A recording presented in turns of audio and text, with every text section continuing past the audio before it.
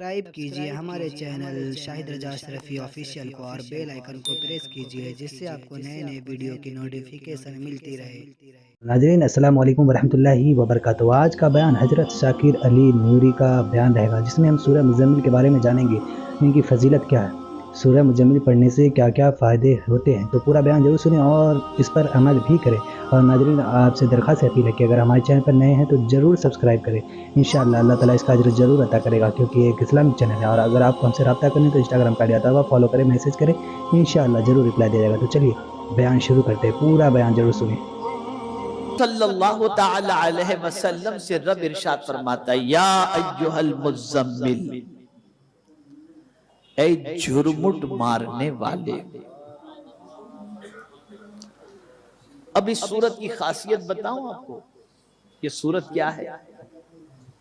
हजरत उबई इब्ने काब रदी अल्लाह तआला अन्हु फरमाते हैं कि रसूलुल्लाह सल्लल्लाहु तआला अलैहि वसल्लम ने इरशाद फरमाया कि जो शख्स सूरह मुज़म्मिल की तिलावत करे, अल्लाह अज़्ज़ व जल दुनिया और आखिरत की तंगी से उसे नजात अता फरमा देता है। ये है वो बेशक, सुभान अल्लाह। और कितनी देर लगती है इसे पढ़ने में? 5 मिनट भी नहीं लगता। दुनिया की तंगी भी इससे दूर हो जाती है और आखिरत की तंगी भी दूर हो जाती है। बेशक। अब परवरदिगार अपने महबूब सल्लल्लाहु अलैहि वसल्लम से खिताब फरमाते हैं, ऐ या अय्युहल मुज़म्मिल, ऐ जुर्मुट मारने वाले।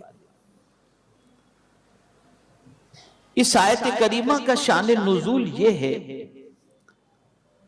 कि जब रसूल गिरामी वकार सल्लल्लाहु अलैहि वसल्लम पर वही नाजिल होती तो आकाए करीम सल्लल्लाहु अलैहि वसल्लम चादर लपेट करके बैठ जाते।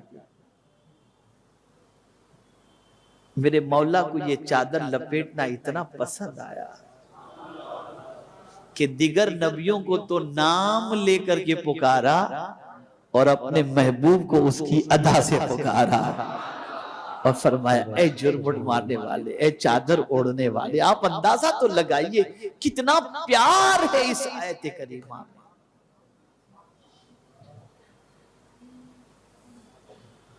अब चूंकि वही के नुज़ूल से एक तबीयत के ऊपर गिरा कद्र बोझ महसूस होता, ताकत है ना वही में। आप ये ना समझिए ये तो हमारा हाल है कि हम कुरान को सरसरी तौर पर पढ़ के निकल जाते हैं, जानते नहीं तो असर भी नहीं होता।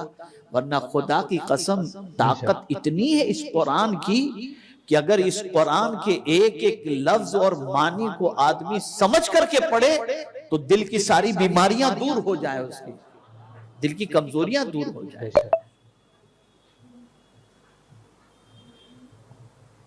बहुत ताकतवर चीज का नाम कुरान है। और जो शख्स कुरान की तिलावत कसरत से करता होगा, अल्लाह ताला उसको बेखौफ भी कर देता है और ताकतवर बना देता है। तो वही का नुज़ूल होता तो पैगंबर रहमत सल्लल्लाहु अलैहि वसल्लम पर उसकी ताकत का असर होता। तो मेरे मौला ने फरमाया, ऐ झुरमुट मारने वाले, ऐ चादर ओढ़ने वाले, कुमिल लैल, रात में कयाम फरमा। कयाम का हुक्म दिया गया। ये रूहानी जिंदगी का सफर है। यहां से ये बात समझ में आई कि जहां दाढ़ी रखना नबी की सुन्नत है, अम्मामा शरीफ पहनना नबी की सुन्नत है, वैसे ही रात में उठ करके कयाम करना भी मेरे नबी की सुन्नत है मुबारक। और इस कयाम से मुराद इशा वाली नमाज की बात नहीं है, ये नफिल नमाज की बात है। कुमिल लैल, ऐ मेरे महबूब सल्लल्लाहु अलैहि वसल्लम रात में कयाम फरमा। तो पैगंबर रहमत सल्लल्लाहु अलैहि वसल्लम रात में कयाम फरमाने लगे।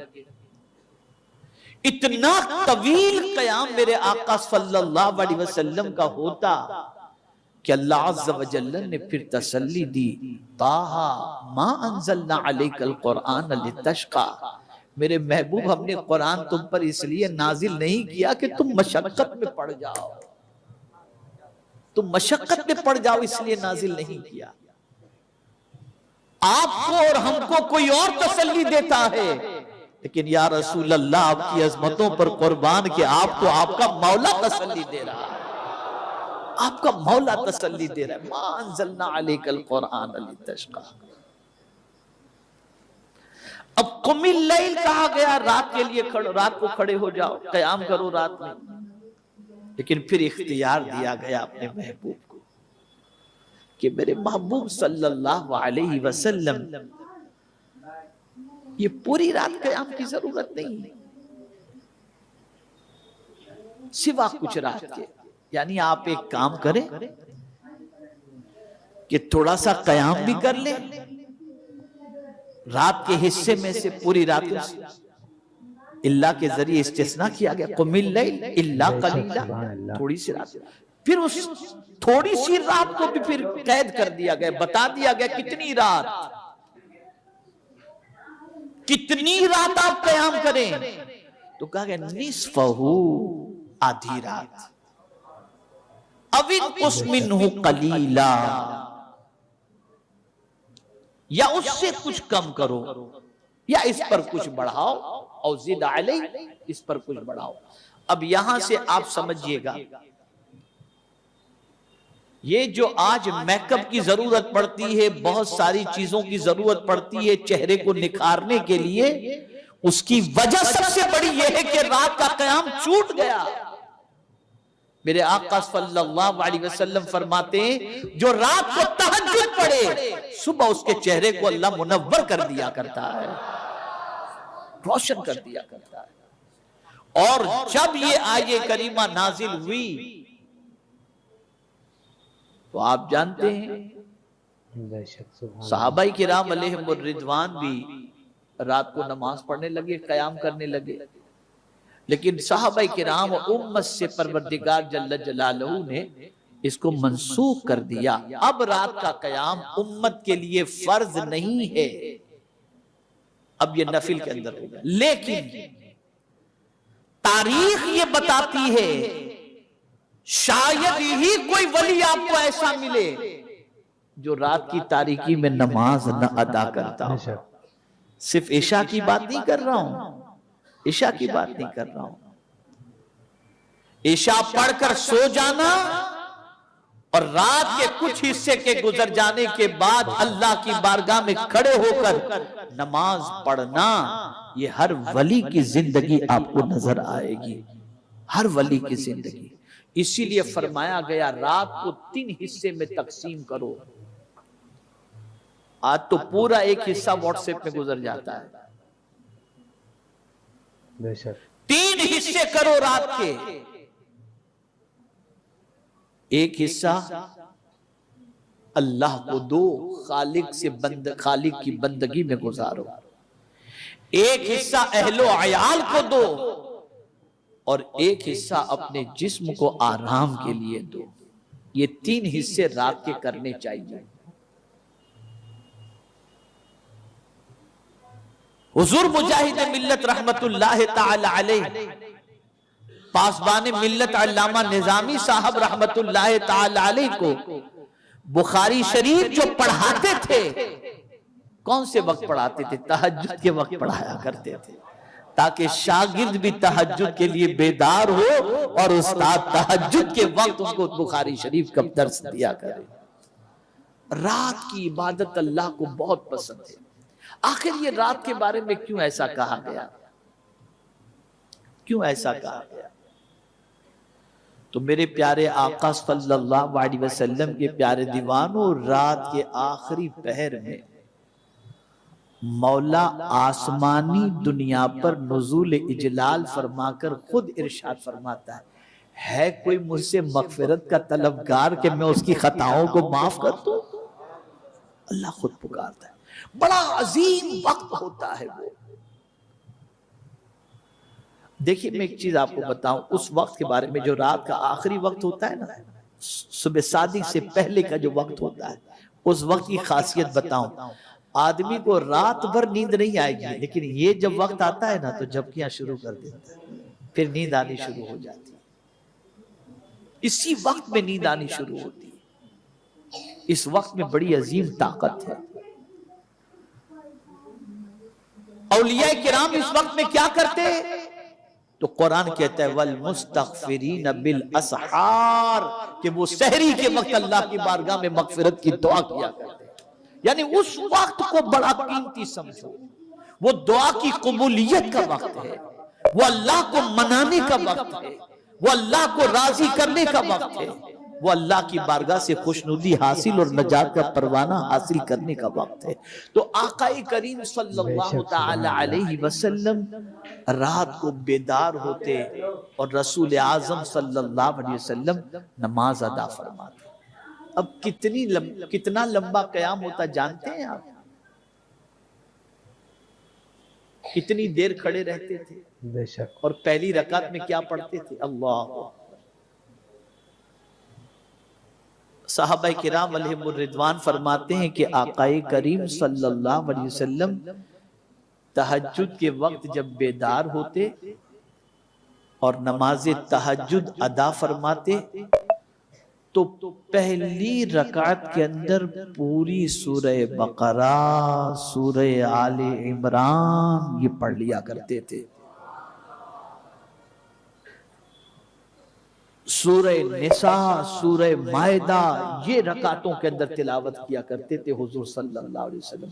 और ये भी साबित है पैगंबर रहमत सल्लल्लाहु अलैहि वसल्लम से कि कभी एक आयत की भी तिलावत कर लिया करते थे। 12 रकातें सरकार सल्लल्लाहु अलैहि वसल्लम रात को पढ़ा करते थे तहज्जुद। आज मुसलमान जो तबाह हो रहा है वो रात को हलाक करने की वजह से, रात को गुनाहों में गुजारने की वजह से, और इसी वजह से उसके अंदर कमजोरी भी है और ताकत और तवानाई भी नहीं। रात का एहतसाब करो, रात बहुत अजीम है, इसमें अल्लाह की बारगाह में उठ करके बंदगी किया करो। मैंने जिंदगी में बहुत सफर किए और जिंदगी के अंदर बहुत सारे औकात और रातें और दिन मैंने गुजारे, लेकिन वल्लाहिल अज़ीम अब की मर्तबा जो मदीने मुनव्वरा और मक्के मुकर्रमा में रातें गुजरी हैं, मैं आपको बता नहीं सकता। उस करीम का खुसूसी करम ये होता कि अल्हम्दुलिल्लाह रोजाना तहज्जुद की हरम शरीफ की अजान से पहले रियाजुल जन्नह में हाजिरी हुआ करती थी, सिवाय 2-3 रातों के, अल्हम्दुलिल्लाह। और फिर मवाजी अक़दस पर हाजिरी होती। इसकी लज्जत में जिंदगी भर नहीं भूल सकता। 12 बजे हम सो जाते थे और कुदरत का करना ऐसा कि नींद भी आ जाती थी, अल्हम्दुलिल्लाह। मेरे प्यारे आका सल्लल्लाहु ताला अलैहि वसल्लम के प्यारे दीवानों, ये रात के हवाले से मैंने थोड़ा सा सरकार सल्लल्लाहु अलैहि वसल्लम की जिंदगी का एक गोशा आपके सामने रखा। अब आप सुनिए, रूहानी जिंदगी किसको कहते हैं? आकाए करीम सल्लल्लाहु अलैहि वसल्लम से सच्चा कौन हो सकता है? सच्चाई खुद हुजूर पर नाज करती है। ऐसे सच्चे रसूल आजम सल्लल्लाहु अलैहि वसल्लम। लेकिन बावजूद इसके जब मेरे आका सल्लल्लाहु अलैहि वसल्लम दीन की दावत देने के लिए निकलते तो कभी कोई पत्थर फेंकता, कभी कोई लफ्जों के तीर चलाता, माज़अल्लाह न जाने कैसे कैसे टाइटल हुजूर सल्लल्लाहु अलैहि वसल्लम को देता, जिसकी वजह से सरकार सल्लल्लाहु अलैहि वसल्लम के दिल को तकलीफ पहुंचती। तवज्जो चाहूंगा, सीखो ये सब चीजें। आप सच्चे हैं, आप पर किसी ने कोई बहतान लगा दिया, इल्जाम लगा दिया, आपने कोई जुर्म नहीं किया और आपके सिलसिले में वो इल्जाम आपके ऊपर डाल दिया गया, तो आपका दिल दुखेगा ना। तो आज अगर हमारा दिल दुखता है तो हमारे पास रूहानी जिंदगी नहीं होती। यहां दिल दुखा, गाली, बद्दुआ, बुरा भला शुरू। लेकिन मेरे आका की रूहानी जिंदगी इतनी अजीम जिंदगी थी कि कुरान कहता है वलक़द नअलमु अन्नका यदीक़ु सदरुका बिमा यक़ूलून फसब्बिह बिहम्दि रब्बिक। वकुम मिनस साजिदीन। मेरे महबूब हम जरूर जानते हैं जो वो कहते हैं उनकी बातों से तुम्हारे दिल को तकलीफ पहुंचती है, लेकिन तुम एक काम करो, फसब्बिह बिहम्दि रब्बिक, इन बुरे कहने वालों की बातों पर तवज्जो मत दो, तुम हमारी तस्बीह करो और हमारी हम्द बजा लाओ। पता ये चला कि तुम अगर ताकतवर बनना चाहते हो तो गाली का जवाब गाली नहीं है। अगर तुम बेकसूर हो, कोई तुम पर इल्जाम रख रहा है और बुरा भला कह रहा है, तो तुम अल्लाह की तस्बीह करो, तुम्हारे दिल का मैल भी खत्म हो जाएगा, तकलीफ भी खत्म हो जाएगी, टेंशन भी खत्म हो जाएगा, और मेरा मौला तुम्हें ताकत और तवानाई अता फरमाएगा। बेशक। ये रसूल आजम सल्लल्लाहु अलैहि वसल्लम की बात। मेरे प्यारे आका सल्लल्लाहु ताला अलैहि वसल्लम के प्यारे दीवानों, इस तरह से और एक पहलू देखिए सरकार सल्लल्लाहु अलैहि वसल्लम की रूहानी जिंदगी का। हर वक्त अल्लाह का जिक्र करते, यज़कुरुल्लाह कुल्ल हीन, कि सरकार सल्लल्लाहु अलैहि वसल्लम हमेशा अल्लाह के जिक्र में लगे रहते, उठते बैठते अपने रब को याद करना, और फिर उम्मत को तालीम। अब देखिए सुन्नी दावत इस्लामी के इज्तिमा का फायदा आपको बता दो। उम्मत को उठते बैठते तालीम दी। क्या तालीम दी? उठो तो ये दुआ पढ़ो, सो तो ये दुआ पढ़ो, खाने से पहले ये पढ़ो, खाने के बाद ये पढ़ो, छींक आए तो ये पढ़ो, इस तरीके से पानी पीने से पहले ये पढ़ो, पानी पीने के बाद ये पढ़ो, अजान के बाद ये पढ़ो। ये सारी दुआएं तुम्हें बताई गई, और अल्हम्दुलिल्लाह सुन्नी दावत इस्लामी के हफ्तावारी इज्तिमा में यही दुआएं तो आपको सिखाई जाती है। ये दुआएं भी तो आपको सिखाई जाती है, ताकि आपका उठना बैठना चलना फिरना ये सब कुछ जब जब आप ये दुआ करें, आपकी रूह को अल्लाह अज़्ज़ व जल्ल ताकतवर बना दे। रूह ताकतवर बनती है अल्लाह के जिक्र से, अल्लाह की याद से। लेकिन इसका मतलब आप ये ना समझें कि धंधा पानी छोड़कर मस्जिद के कोने में बैठ जाएं कि लोग आए और खिलाएं पिलाएं। और हम आज तो बड़ी माजरत के साथ कि लोग जो है ना ये जिक्र भी करते हैं, और बहुत सारे इल्ला माशाल्लाह, सबकी बात नहीं करता, ये सारी चीजें करते ही इसलिए कि लोग बाबा समझ के झोली भरते।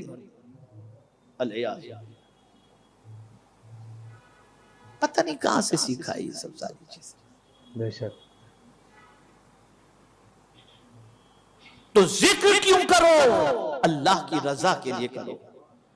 जिक्र क्यों करो? अल्लाह के रसूल सल्लल्लाहु अलैहि वसल्लम के कुर्ब की दौलत हासिल करने के लिए करो।